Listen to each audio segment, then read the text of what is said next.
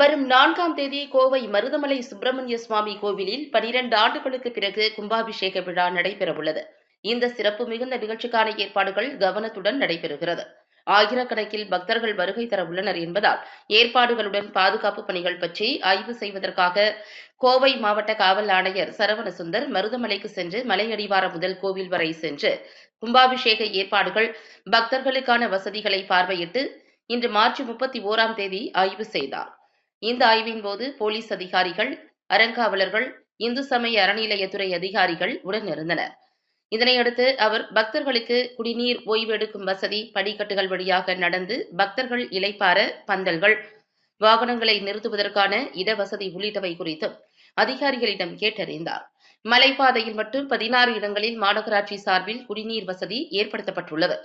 இதைத் தொடர்ந்து கும்பாபிஷேக விழா ஏற்பாடுகள், முக்கிய பிரமுகர்கள் வரும் வழி, பாதுகாப்பு, மருத்துவ வசதி உள்ளிட்டவை குறித்து அதிகாரிகளுடன் ஆலோசித்து அறிவுரை வழங்கினார்.